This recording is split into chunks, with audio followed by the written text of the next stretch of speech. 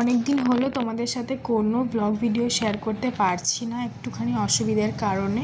তো যাই হোক, দেখো আজকে সকাল সকাল ঘুম থেকে উঠেছি। আমার বর বেরিয়ে গেল, মানে ও এখানে এসেছিলো আমার বাপের বাড়িতে, তারপরে ও বাড়ি গেল। তারপর আমি বারান্দায় একটু বসেছিলাম। এদিকে মা রান্না করছে, মুগ ডাল, আলু ভাতে, উচ্ছে ভাতে দিয়েছে, আর আমার জন্য একটুখানি আলু ভাজা করা হচ্ছে। দেখো বিছানাটা এখানে নোংরা হয়ে রয়েছে, এটাকে একটুখানি গুছিয়ে নেব আমি। তো দেখো বিছানাটা গুছিয়ে নিয়েছি, বেশ একটু ঠান্ডা ঠান্ডা পড়ে গেছে বলে আজকাল এখন আমি কম্বলটাও একটু গায়ে দিচ্ছি। তো বিছানাটা গোছানোর পর একটুখানি ভিডিও করছিলাম, তারপরে খুব খিদে পেয়ে গেছিলো বলে এখানে আমি ভাত খেয়ে নিচ্ছি। আলু ভাজা দিয়ে, ডাল দিয়ে মা বেশ সুন্দর করে পোস্ত ছড়িয়ে আলুটা ভেজেছিল, ডাল দিয়ে বেশ ভালো করে লঙ্কা ডলে মেখে খেতে খুব ভালো লাগছিল। ওটাই আমি এখন খাওয়া দাওয়া করে নিচ্ছি। স্নান কিন্তু এখনও পর্যন্ত করা হয়নি, আগেই খেয়ে নিচ্ছি, কেন প্রচণ্ড পরিমাণে খিদে পেয়ে গেছিলো। খুব মন দিয়ে খাচ্ছিলাম, আর আমার কিন্তু এই খাবারগুলো এখন ভীষণ ফেভারিট। আমার এই খাবারগুলো খেতে খুবই ভালো লাগে। তো এখানে আমি খাওয়া দাওয়া করে নিচ্ছি, এরপরে যাব স্নান করতে। তো কালকে না আমাদের এখানে রাসের মেলায় আমার বোন গেছিলো, তো রাসের মেলা থেকে ও অনেক কিছু কিনে এনেছিল। তো সেসবই তোমাদের সাথে এখন একটুখানি শেয়ার করব। উলুবেড়িয়াতে রাসের মেলা তো শুরু হয়ে গেছে অনেক দিন আগে থেকেই। তো দেখো এরকম একটা হাঁস কিনে এনেছে, মানে পুতুল হাঁস।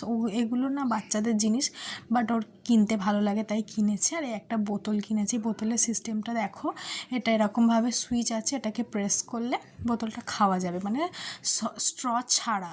আর একটা আছে স্ট্র দেওয়া। তো এইটা এরকমভাবে প্রেস করলে স্ট্রটা চলে আসবে, এটা দিয়ে খাওয়া যাবে। তো বোতলটা বেশ অনেকটাই বড়, বোতলটা বেশ দেখতে খুব সুন্দর, আমার তো খুব ভালো লেগেছে। তো ওকে সেটাই বলছিলাম।